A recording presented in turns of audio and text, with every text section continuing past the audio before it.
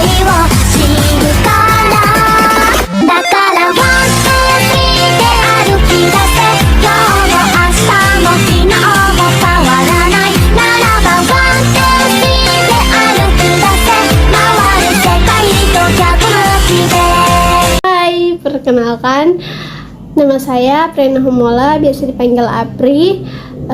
Saya dari jurusan PGSD kelas 1F Fakultas Ilmu Pendidikan Universitas Negeri Gorontalo.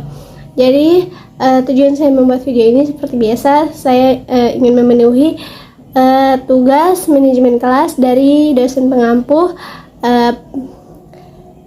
yaitu Bapak Rustam Husain SAG MPD. Ya, dalam video kali ini saya akan menjelaskan tentang pengaturan ruang kelas, yaitu pentingnya pengaturan ruang kelas dalam pembelajaran, menciptakan lingkungan yang kondusif untuk belajar, dan mengatur ruang kelas. Jadi yang pertama yang akan saya jelaskan yaitu pentingnya pengaturan ruang kelas dalam pembelajaran. Eits, sebelum saya menjelaskan tentang materi kali ini, saya ingin mengingatkan untuk jangan lupa like video ini, karena like sangat dibutuhkan dalam penilaian video tugas ini. Jadi jangan lupa like ya teman-teman. Oke.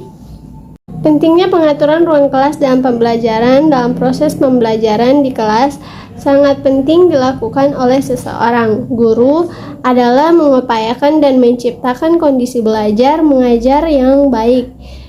Segala aspek pendidikan pengajaran berproses. Guru dengan segala kemampuannya, siswa dengan segala latar belakang dan sifat-sifat dan individualnya. Dengan kondisi yang baik, diharapkan proses belajar mengajar akan berlangsung baik pula. Bagi seorang guru, sangat berperan penting memiliki kemampuan menciptakan kondisi belajar mengajar yang baik dan untuk mencapai tingkat yang optimal dalam kegiatan pembelajaran.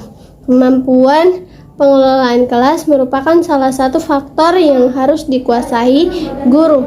Lingkungan fisik meliputi yang pertama ruangan, keindahan kelas, pengaturan tempat duduk, pengaturan sarana serta alat pengajaran, ventilasi dan pengaturan cahaya lingkungan. Sosio-emosional meliputi tipe kepemimpinan, suara guru, sikap guru, pembinaan hubungan yang baik, dan selanjutnya saya akan menjelaskan tentang menciptakan lingkungan yang kondusif untuk belajar. Pembelajaran memerlukan lingkungan kondusif untuk belajar. Lingkungan pendidikan yang kondusif merupakan lingkungan yang dapat membangkitkan semangat belajar dan menjadi faktor pendorong yang dapat memberikan daya tarik tersendiri bagi proses belajar. Lingkungan yang kondusif dapat dikembangkan melalui berbagai layanan dan kegiatan sebagai berikut. Yang pertama yaitu memberikan pilihan bagi siswa yang lambat maupun yang cepat dalam melakukan tugas pembelajaran. Yang kedua yaitu memberikan pembelajaran remedial bagi peserta didik yang kurang berprestasi. Yang ketiga, memberikan organisasi kelas yang efektif, menarik, nyaman dan aman bagi perkembangan potensi seluruh peserta didik secara optimal.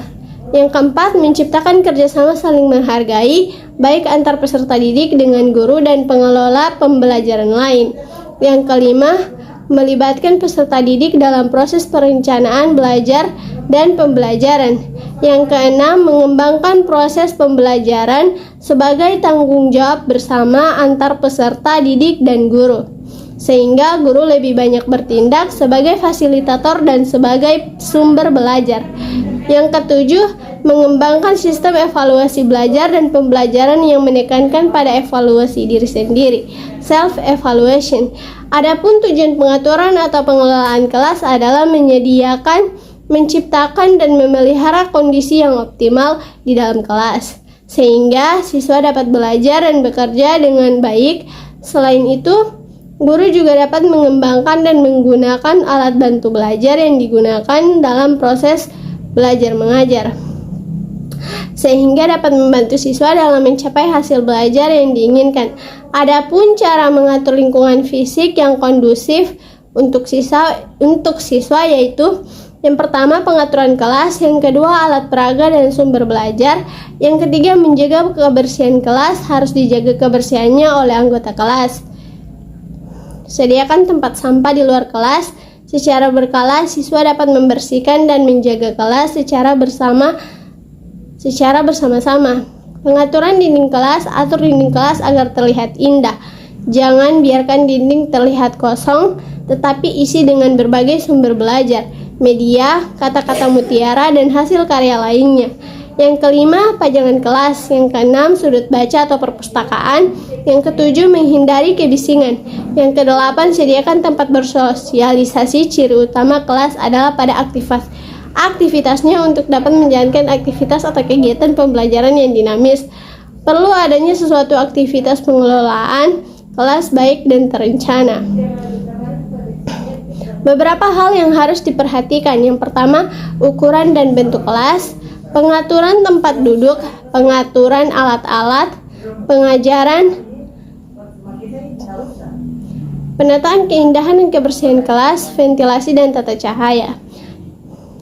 Ya, demikian video materi yang bisa saya jelaskan. Lebih dan kurangnya saya mohon maaf. Sebelum saya menutup, jangan lupa saya ingatkan kembali untuk like video ini, karena like sangat dibutuhkan. Yang penting like saja teman-teman, tidak perlu melihat secara detail video ini. Yang paling penting adalah like, oke? Oke, mungkin cukup itu yang bisa saya jelaskan teman-teman. Lebih dan kurangnya atau ada yang ditanyakan bisa langsung tulis di kolom komentar. Oke, sekian lebih dan kurangnya saya mohon maaf. Assalamualaikum warahmatullahi wabarakatuh. Dadah.